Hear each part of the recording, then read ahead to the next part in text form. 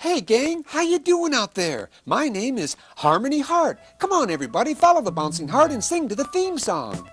Open up all of the doors, my friend. You've got all the keys. Open up all of the doors, my friend. Come fun learning with me. Come fun learning with me. Yes, welcome to Fun Learning. Today we're going to have a great time with science and learn about energy, light bulbs, heat, light, the sun, and see Darius Green and his flying machine. So, come fun learning with me.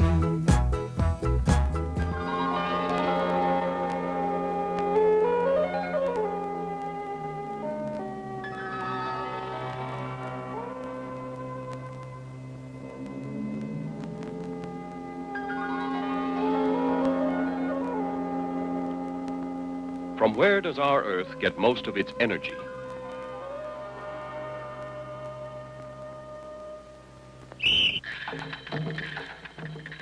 How much energy they have. But where did they get their energy?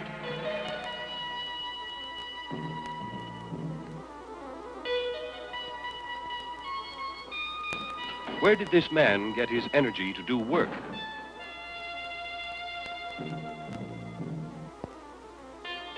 Where do you get your energy? Both work and play take energy. For energy is the ability to do work and make things move. But where do we get our energy?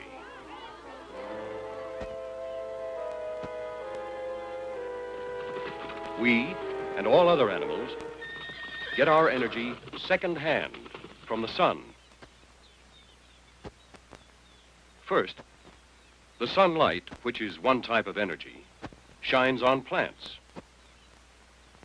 When this happens, the plants are able to make their own food, called sugar. They do this by putting carbon dioxide from the air with water. Then people and other animals get the sun's energy second-hand by eating the plants. When you eat meat, are you getting the sun's energy first-hand, second-hand, or third-hand?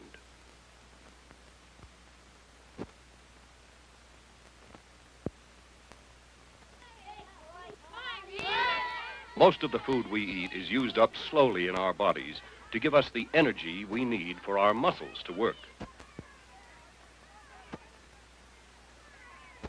Scientists say that energy can be found in two forms. First, as energy that is stored, and second, as energy that is moving. When energy is stored, it is called potential energy. Let's say the words together. Potential energy. When the energy is released and is moving, it is called kinetic energy. Let's say the words together. Kinetic energy. Can you remember the two forms or states of energy? When energy is stored, what is it called?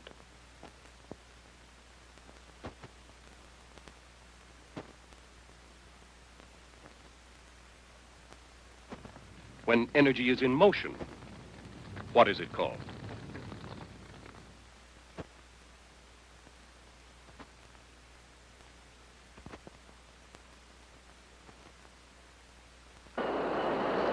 The water behind this dam is stored, so it has potential energy. As the water flows over the dam, its potential energy is changed to kinetic energy. Falling water can do work.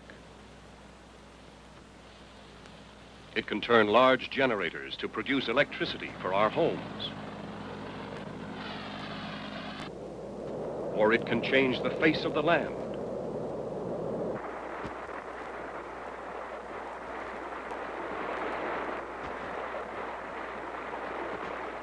Does the water in this pipe have potential or kinetic energy?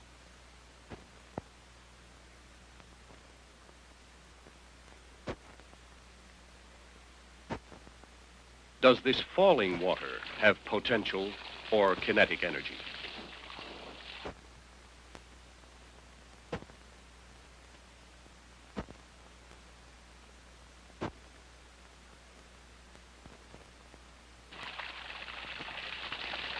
What work is being done here?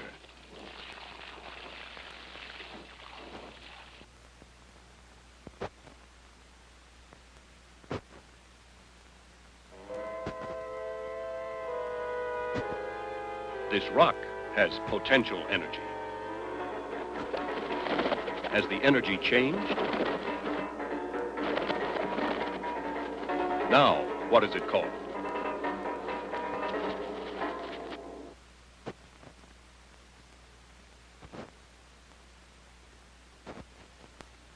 Remember, all kinds of energy are found in two forms, as either potential energy or kinetic energy.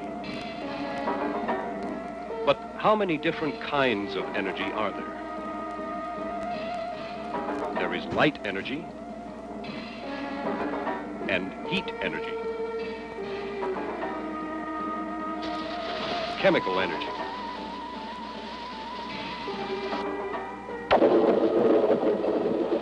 electrical energy,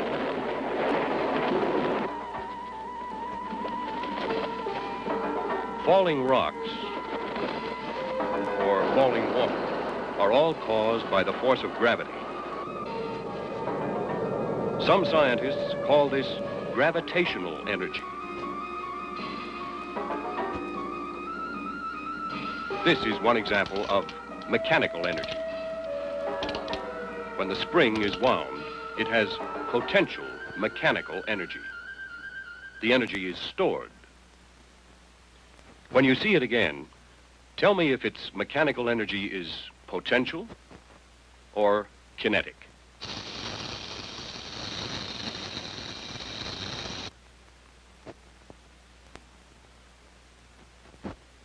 When you hear a buzzer, tell me if the spring has potential mechanical energy, kinetic mechanical energy, or no mechanical energy remaining.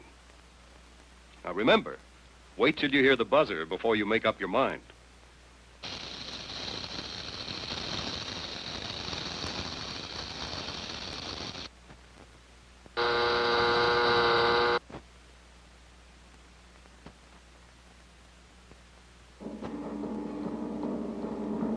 We have seen how we get some of our energy for our muscles from the sun. We have seen that there are many different kinds of energy, and that they all are either potential or kinetic. Is there still another kind of energy?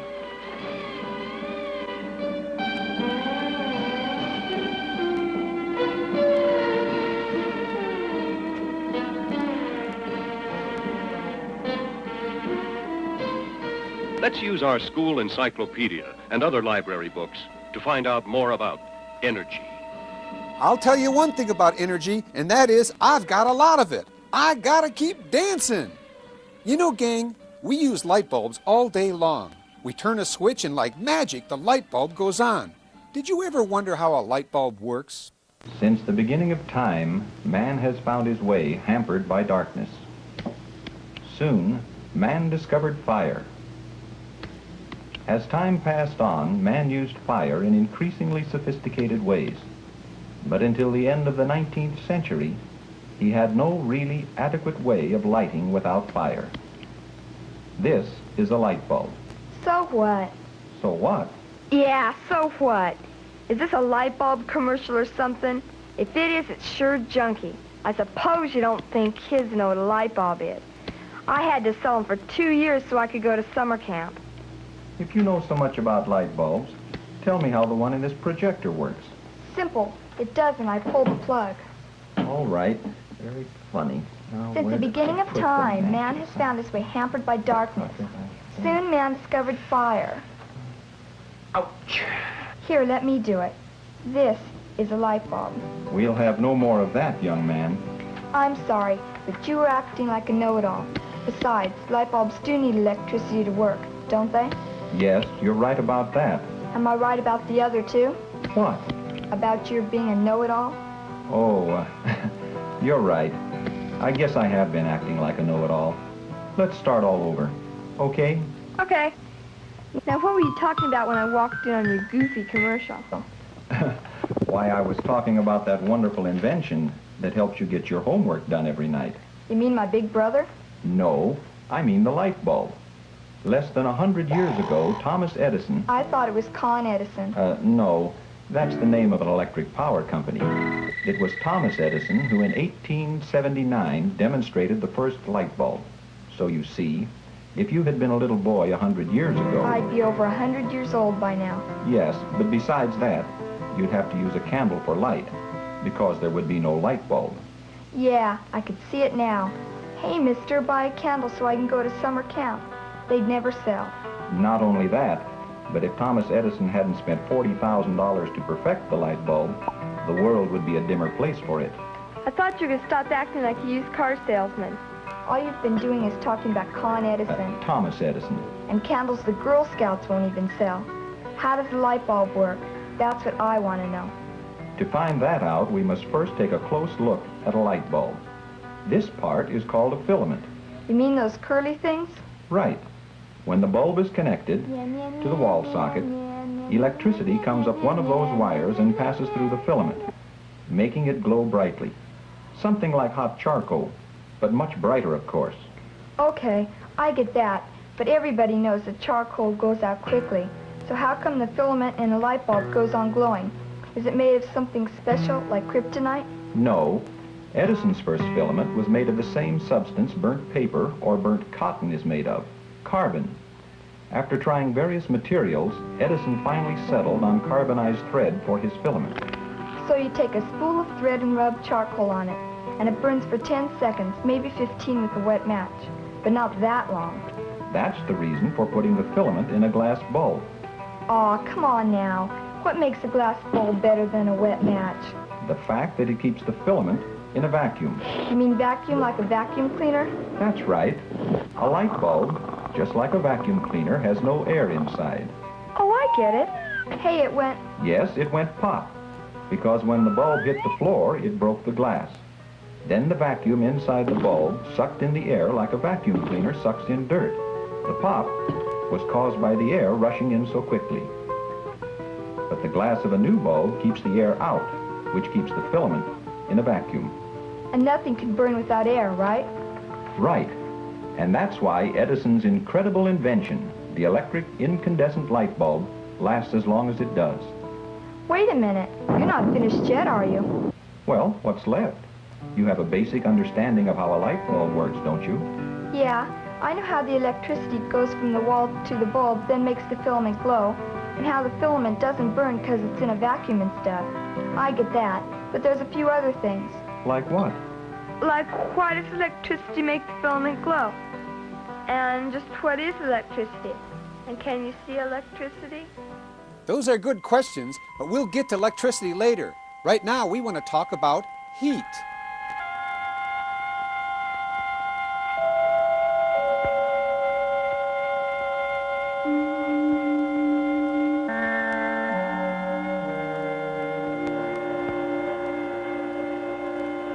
Some things we say are hot.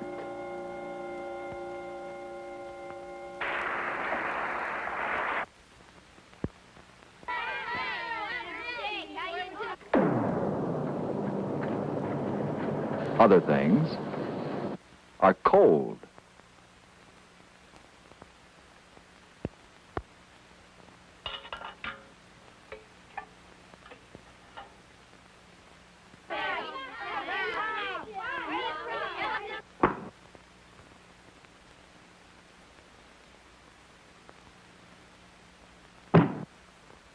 How can you tell if something is hot or cold? Do your senses help?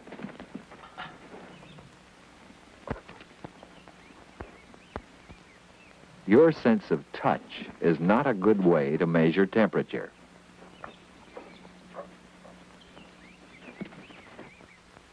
A thermometer is one tool designed to accurately measure temperature.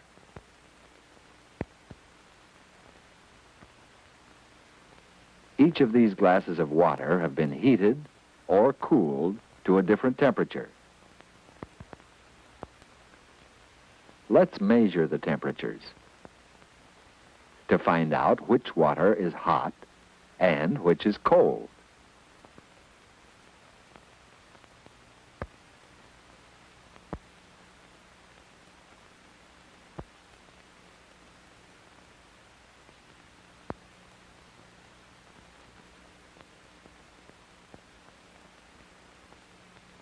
When we compare the two, is the water in the blue glass hot or cold? Is the water in the yellow glass hot or cold?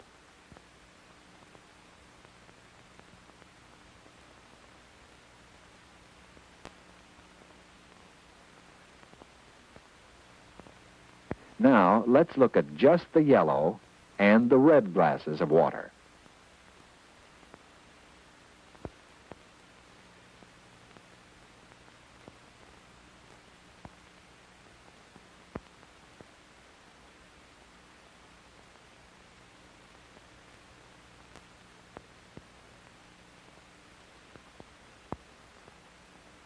When we compare just these two, is the water in the red glass hot or cold?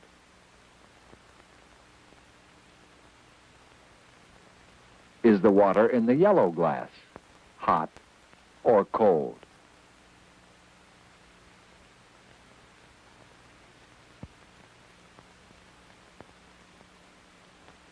Just a second ago, we said it was hot. It hasn't changed temperature. How can something be both hot and cold at the same time? Let's talk about it. All things in our world are made up of solids, liquids, or gases.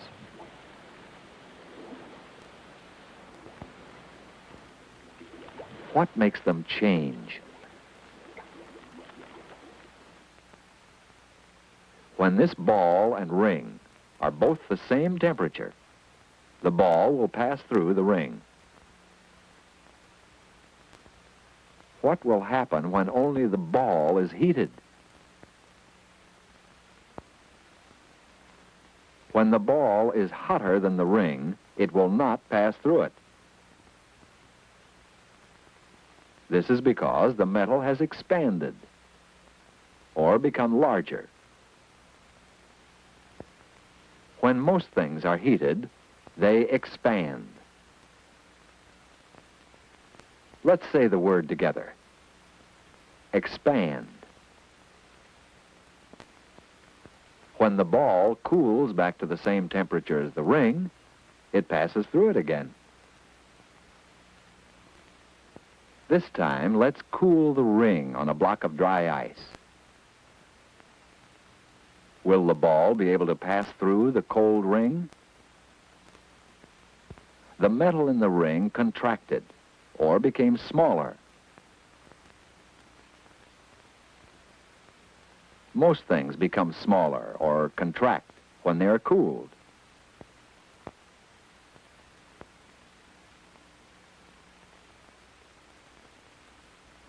Let's say the word together. Contract.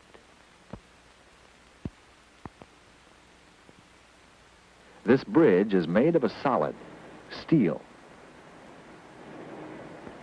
The changing temperature of the air heats and cools the steel, making it expand and contract.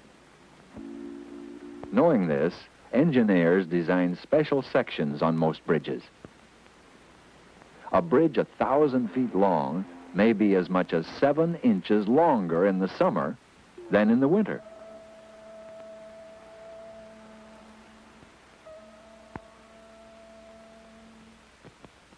We know that a solid expands when it's heated.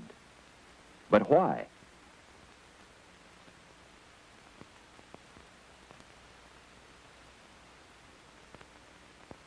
Everything is made up of tiny things called molecules. Molecules are too small for us to see without special equipment. Just like these ping-pong balls, however, molecules are always in motion. Let's say the word together. Molecules. When a solid is heated, the molecules move faster and faster. They take up more space, and the metal expands. When metal is cooled, the molecules slow down. They take up less space, and the metal contracts.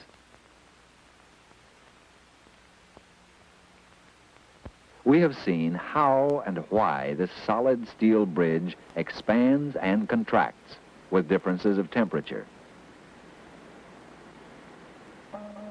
What other solids can you name that show that they expand and contract?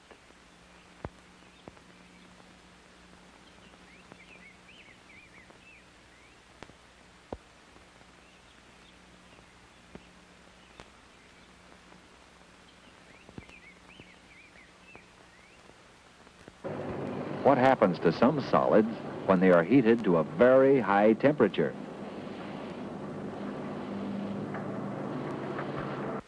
When any liquid is heated, the molecules travel very fast. When water is heated to 212 degrees Fahrenheit, the molecules move so fast that the water boils. Then some of the molecules turn from a liquid into a gas, which we call steam.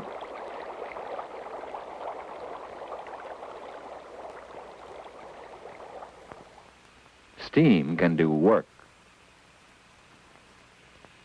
such as powering an old railroad locomotive, or a steamboat.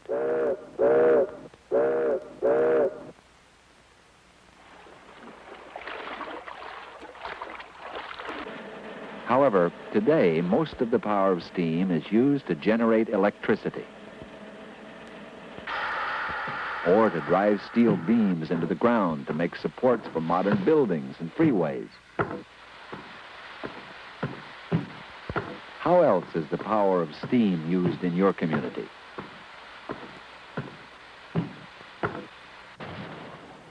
As water is heated, it changes from a liquid into a gas at 212 degrees Fahrenheit. Other liquids take more or less heat before they change into a gas.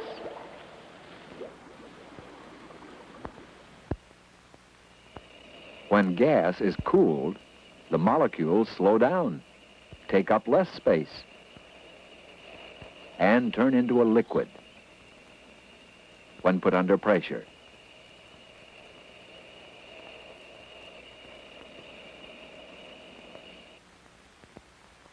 When water has had enough heat taken away from it, it turns into a solid. Fresh water freezes at 32 degrees Fahrenheit.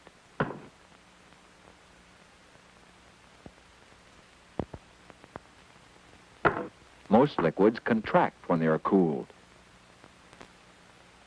and change into a solid. Water does not contract. It expands.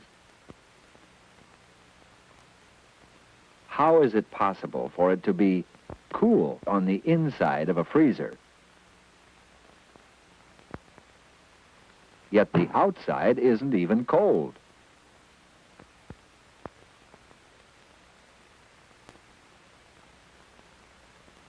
Certain materials do not let heat pass through them.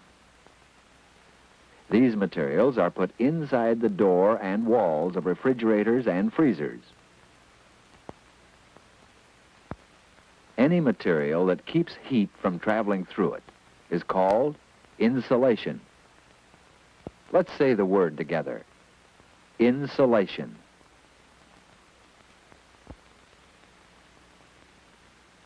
This new building is being insulated. It will help to keep the air on the inside from being heated or cooled by the outside air temperature.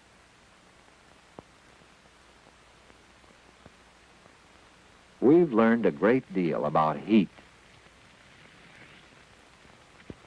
But there's a lot more to know. Things like, do some colors help to reflect heat radiation while others absorb it?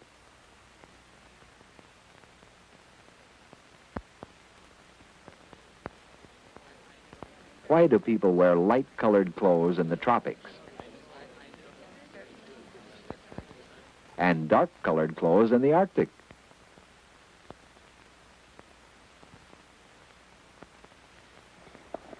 Does heat travel faster in some types of metal than others? What more do you want to know about heat? Let's talk about it. Excuse me, but this tickles when my arms go like this. Listen, the next film we've got is really good, and it's called Light, L-I-G-H-T.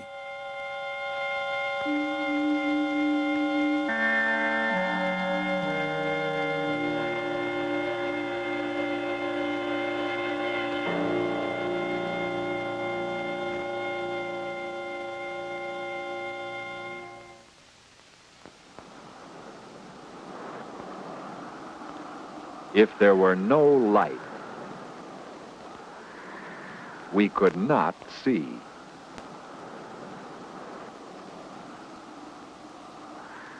The sun provides us with most of the light we need on our Earth.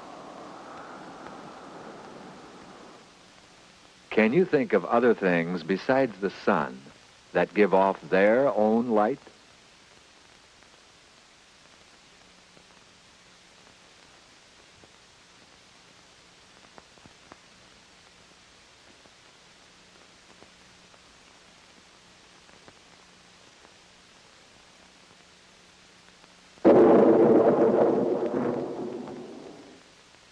Some light is called natural light, such as the light that comes from our sun,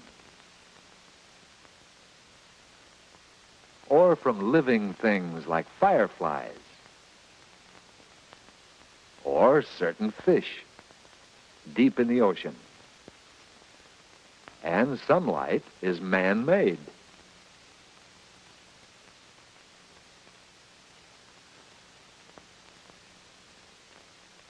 Anything, whether it be natural or man-made, that gives off its own light is called luminous. Let's say the word together. Luminous.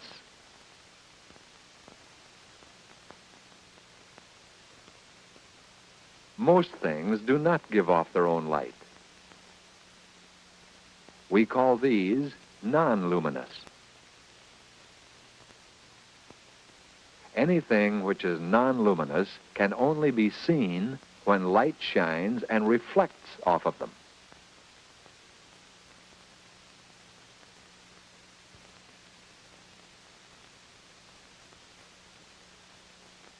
Let's say the word together. Non-luminous.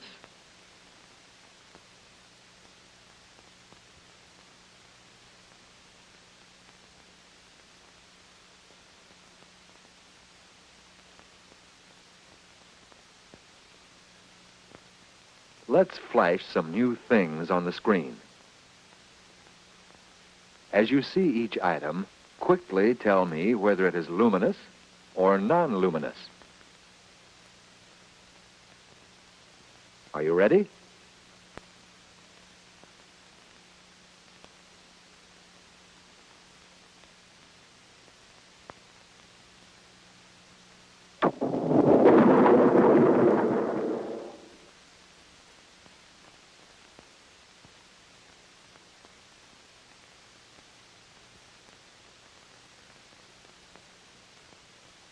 Be very careful before you give your next answer.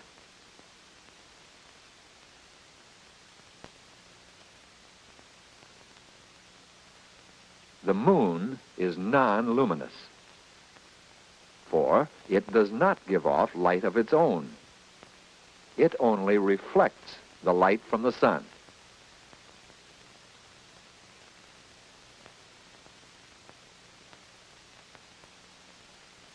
Can you think of other bodies in space which reflect light from the sun? Light moves very fast and only in straight lines. It travels at a speed of 186,000 miles a second. Our sun is about 93 million miles from the Earth. So it takes about 8 minutes for the light of the sun to reach us.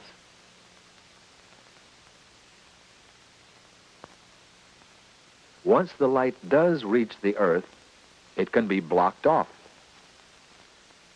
We call this a shadow.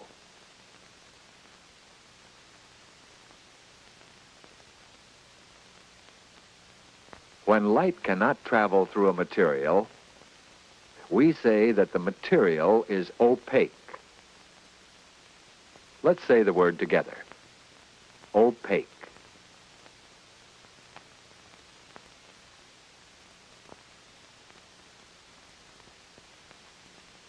When light can travel through a material, we say it is transparent. Let's say the word together. Transparent.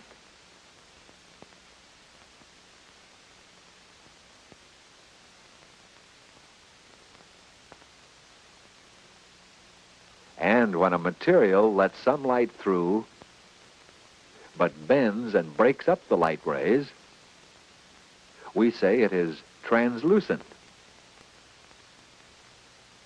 Let's say the word together. Translucent.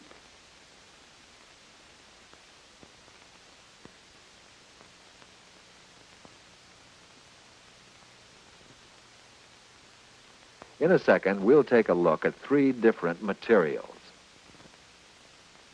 As each flashes on the screen, tell me if the material is opaque, transparent, or translucent.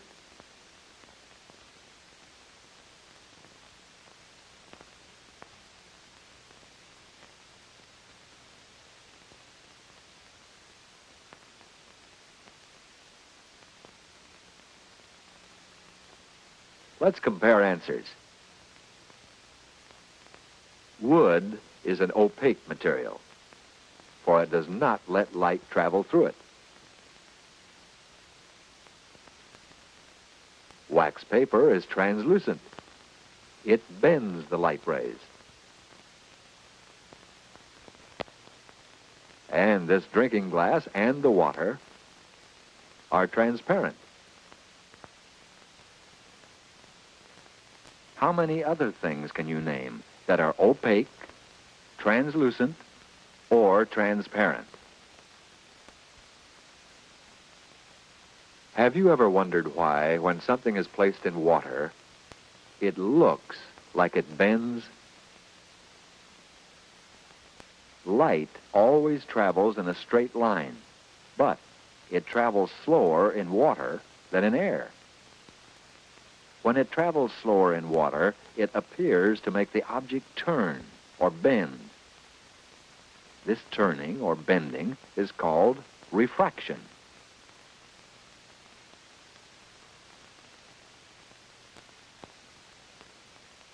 Light even travels slower and bends more when it travels through glass.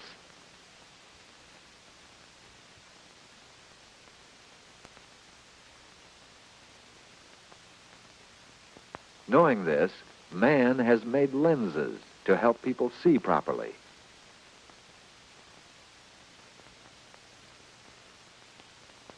Lenses help us observe things that are very small.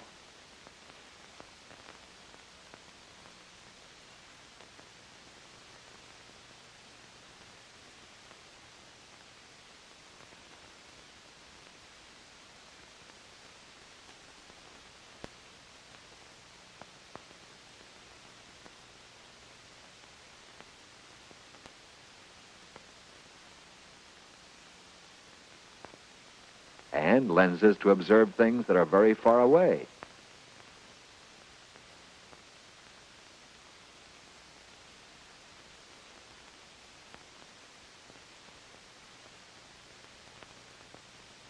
Special mirrors can be used to reflect and bend light, too.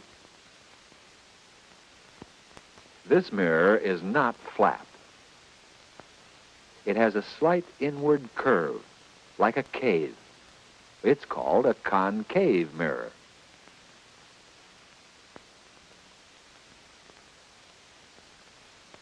With this type of mirror, images are magnified. They seem larger and nearer.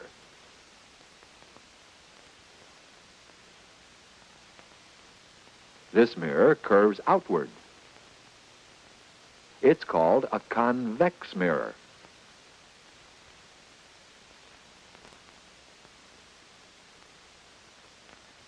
It makes things look smaller and further away. A mirror that is flat does not magnify.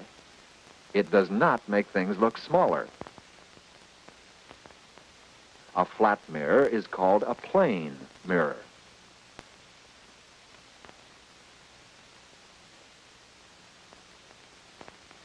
Let's see if we can identify different mirrors as they flash on the screen to see if they are plane, concave, or convex. Ready?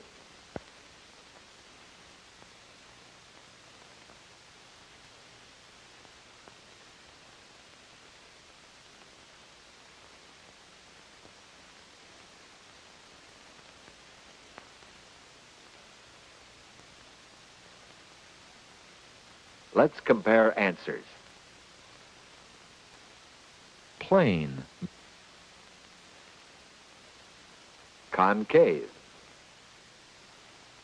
plane, convex. This is what happens when a mirror is both concave and convex. Where else have you seen lenses and mirrors used? The sun is made up of many different colors of light. Some we can see, and some we cannot. When there is a great deal of moisture in the air, it can separate the colors for us to see. A triangular piece of glass, called a prism, can separate the colors too. These bands of separated, colored light are called the spectrum.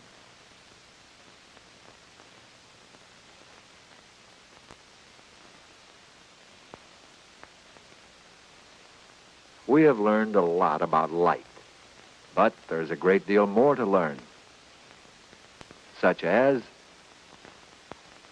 what are the names of some of the light rays we cannot see?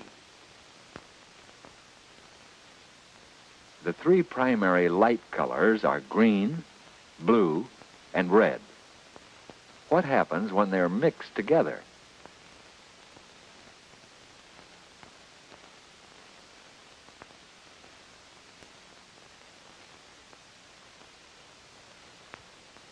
When a convex lens is used in a camera, What makes the image appear upside down on the film?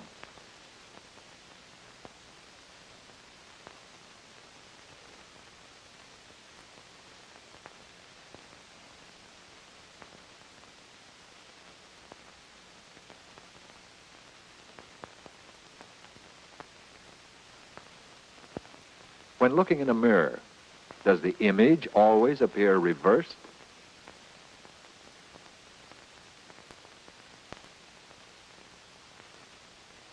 How is the light from laser beams being used?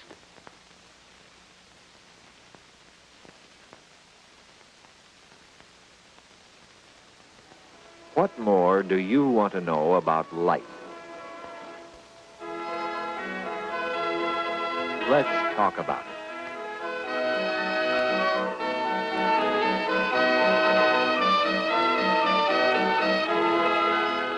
Now you know about light.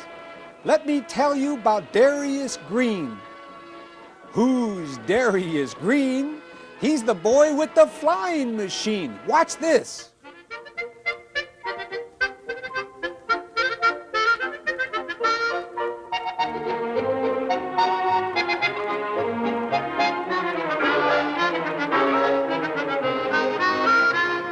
An aspiring genius was Darius Green, the son of a farmer, age 14.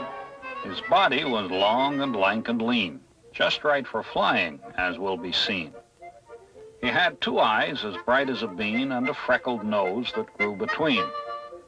Now wise he must have been to do more than ever a genius did before, excepting Daedalus of yore and his son Icarus, who wore upon their backs those wings of wax he'd read of in the old almanacs. Now here's how Darius reasoned the facts. The birds can fly, and why can't I? Must we give in, says he with a grin, that the bluebird and Phoebe are smarter and we be? Just fold our hands and see the swallow and blackbird and catbird beat us hollow? Does the little chattering sassy wren, no bigger than my thumb, no more than men? Just show me that. Or prove that the bat has got more brains than's in my hat, and I'll back down, and not till then. That Icarus was a silly cuss, him and his daddy Daedalus. They might have known wings made of wax wouldn't stand sun heat and hard wax. I'll make mine of leather, or something or other. Darius kept his secret from all the rest, safely buttoned within his vest. And in the loft above the shed, himself he locks with thimble and thread, and wax and hammer and buckles and screws, and all such things as geniuses use. 2 bats for patterns, curious fellows, a charcoal pot and pair of bellows, an old hoop skirt or 2, as well as some wire and several old umbrellas.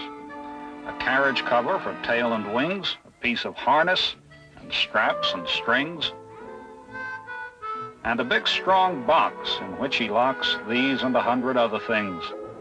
And day after day he stitched and tinkered and hammered away, till at last 'twas done, the greatest invention under the sun. And now, says Darius, hooray for some fun.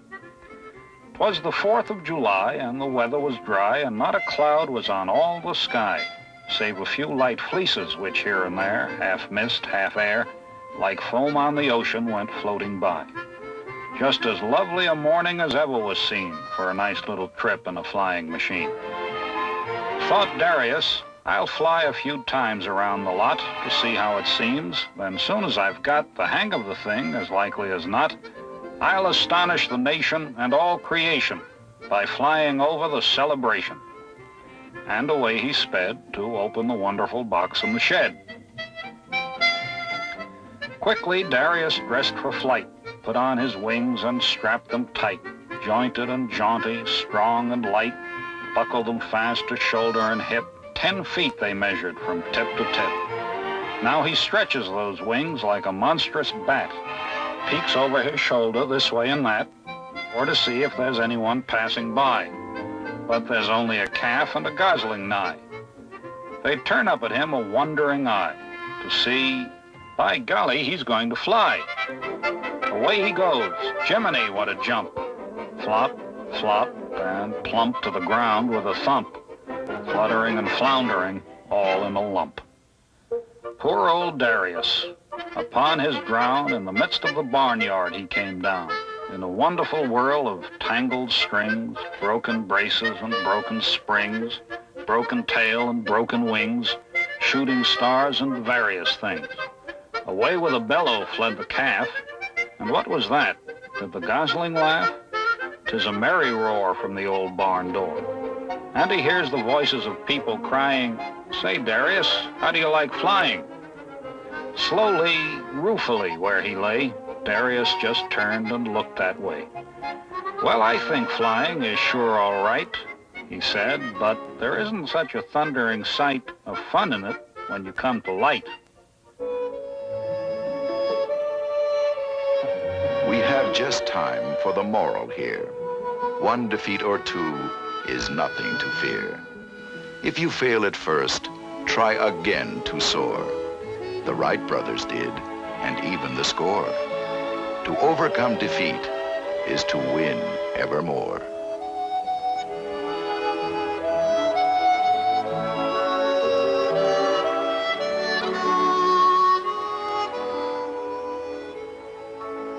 Hey gang, you see the sun every day. It gives you light, keeps you warm. Do you ever think about it?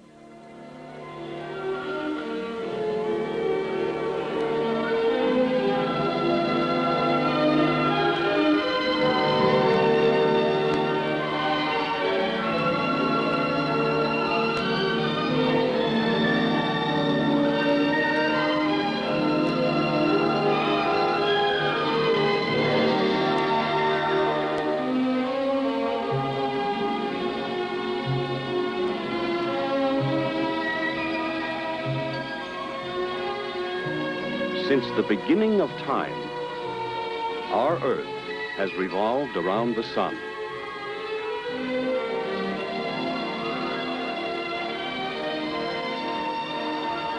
And as our Earth turns, a new day begins with the sun's light and warmth.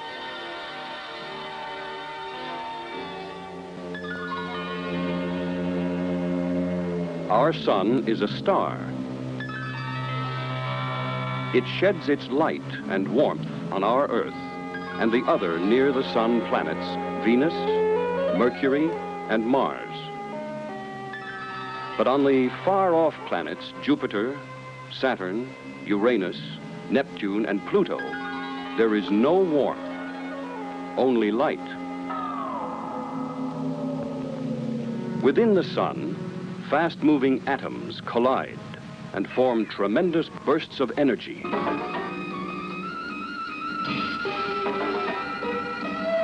Much of that energy moves away or radiates from the sun as heat and light.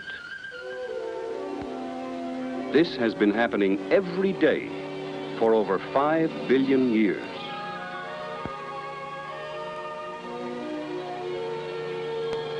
Because our sun is 93 million miles away from the Earth, it takes 8 minutes for its heat and light to reach our planet.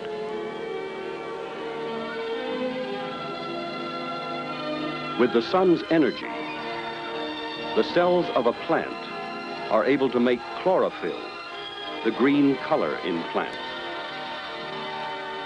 Then the chlorophyll changes water and carbon dioxide into sugar, starch, and protein. At the same time, the plant releases oxygen for animals to breathe. It is through this same mysterious process that plants are able to produce food for us to eat.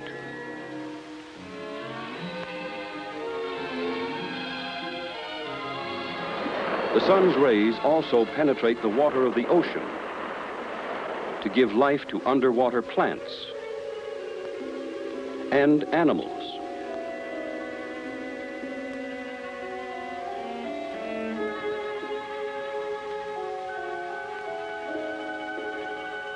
Many man-made satellites capture the sun's energy and change it into electrical energy to operate the equipment aboard.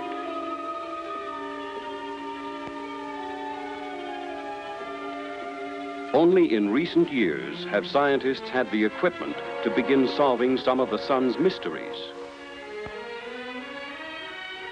They have learned that the sun is a friend, but it can also be a deadly foe.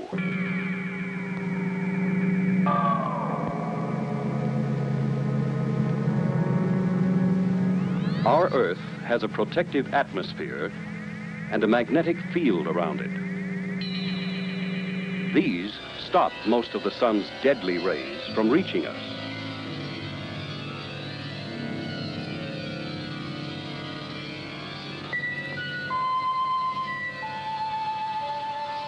Most of the knowledge we have about the sun's surface is from the studies of the solar eclipses.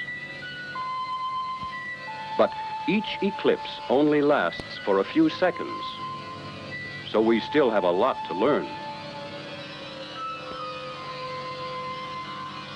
Special cameras have been used to record spots on the sun's surface. A small sunspot is larger than our Earth, and it is about 400 to 500 miles deep.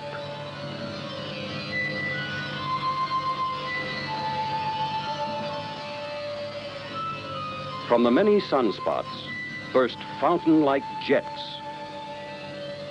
They rise higher than our moon is from our Earth. These are called electromagnetic storms. They send streams of visible and invisible radiation into space. People living in the northern and southern hemispheres see the effects of these storms as brilliant flashes, called the northern and southern lights.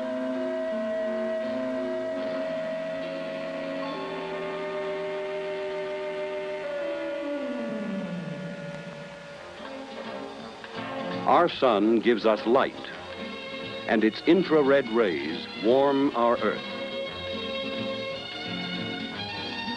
But it also showers our Earth with radio waves and alpha, beta, gamma, ultraviolet, and X-rays.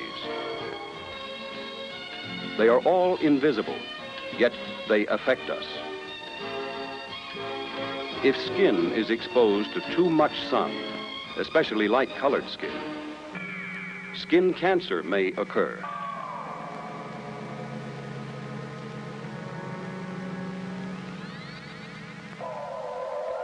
When the skin becomes overheated and dry, a person could have a sunstroke. This can cause damage to the brain, liver, and kidneys, and can even result in death.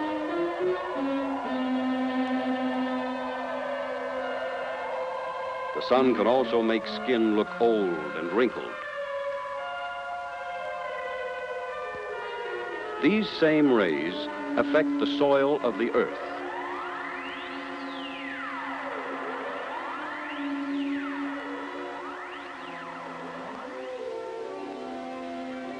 We have all seen a sunrise, a sunset, or looked at the sun through hazy clouds. But when the sun is high in the sky on a clear day, never look at the sun, for its rays could blind you for the rest of your life.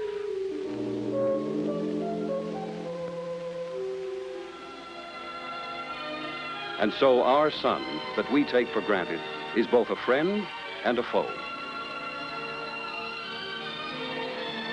The nuclear furnace deep in its center sends light and warmth to our Earth.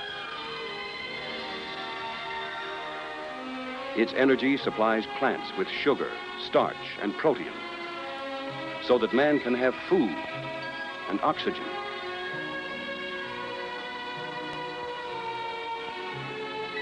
It reaches the plants and animals in the oceans to give them life.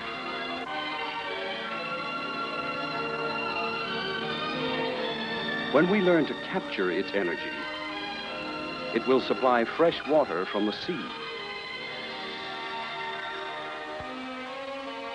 and power to operate our modern cities. These are some of the benefits of the sun. It is man himself who makes the sun a foe, Perhaps because he does take the sun for granted and forgets or ignores the fact that its energies can be deadly.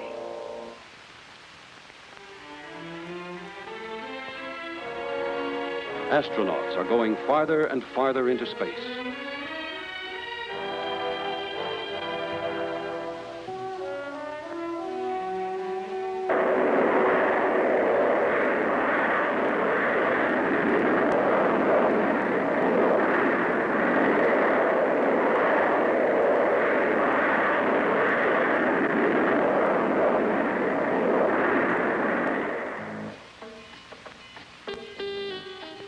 They and their spaceships are out of the Earth's protective atmosphere and magnetic field. They are being exposed directly to the sun's rays. From these space flights will come additional knowledge.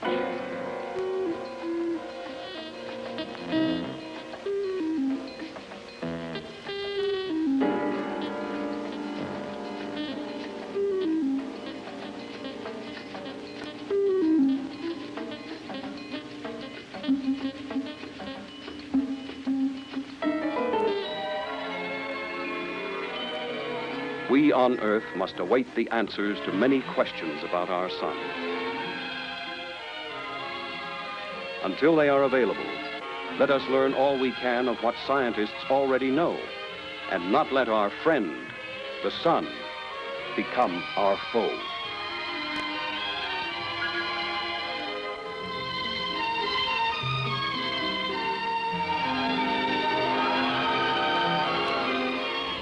Well, gang, I hope you had a good time, and I hope you learned something too. Come on back and see me again for some more fun learning. And remember, treat other people the way you want to be treated, okay? Time to go. So long for now. 5, 4, 3.